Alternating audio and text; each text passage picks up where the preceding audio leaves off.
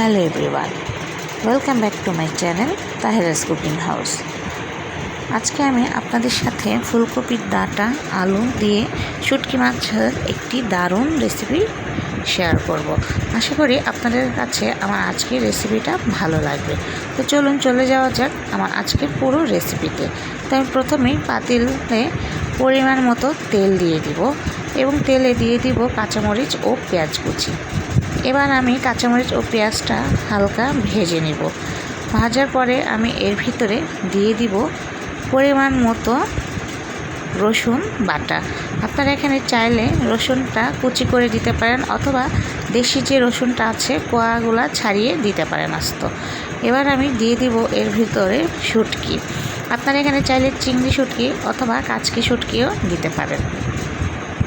এবার আমি এর ভিতরে দিয়ে দিব একে একে গুঁড়া মশলা। তো প্রথমে আমি দিয়ে নিলাম পরিমাণ মতো লবণ, হলুদের গুঁড়া এবং মরিচের গুঁড়া।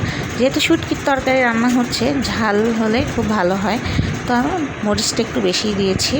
এবার আমি মশলাটা সামান্য পানি দিয়ে কষিয়ে নিব যেন নিচে লেগে না যায়। তো মশলা থেকে তেল উপরে উঠে আসলে এর ভিতরে এবার আমি কেটে ধুয়ে রাখা ফুলকপির ডাঁটা ও আলু দিয়ে দিব।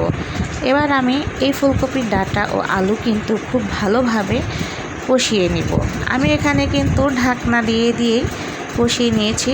ফুলকপির ডাঁটাটা কষানোর সময় কিন্তু অনেকটা পানি বের হয়েছিল, তো পানিগুলো পুরো শুকিয়ে যাওয়া পর্যন্ত আমি এভাবেই নাড়াচাড়া দিয়ে রান্না করে নিয়েছি। এবার আমি আরেকটু কষিয়ে নিয়ে এর ভিতরে দিয়ে দিব গরম পানি। আপনারা কিন্তু অবশ্যই গরম পানি দিবেন, গরম পানি দিলে তরকারির স্বাদটা ভালো লাগে খেতে। তো আমি এখানে অল্প পরিমাণ গরম পানি দিলাম। তো আমার মনে হয়েছে আরেকটু লবণের প্রয়োজন ছিল, তো আরেকটু লবণও দিয়ে দিয়েছি।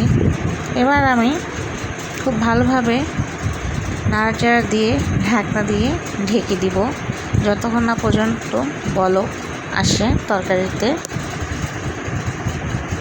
এই যে দেখতে পাচ্ছেন বলক এসে গিয়েছে, তো আমি আবারও ঢাকনা দিয়ে ঢেকে দিব।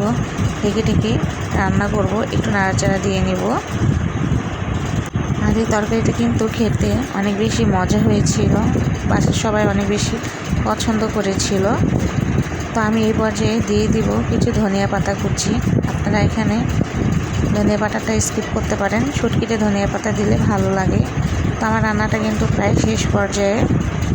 তো এই যে ঝোলটা আমি এরকম মাখো রেখেছি, দেখতেই পাচ্ছেন। তো আমার আজকের রেসিপিটা কেমন হয়েছে অবশ্যই কমেন্ট করে জানাবেন এবং আমার নতুন ভিডিও পেতে অবশ্যই আমার চ্যানেলটি সাবস্ক্রাইব করে পাশে থাকা বেল আইকনটি ক্লিক করে রাখবেন। সবাই ভালো থাকবেন, সুস্থ থাকবেন।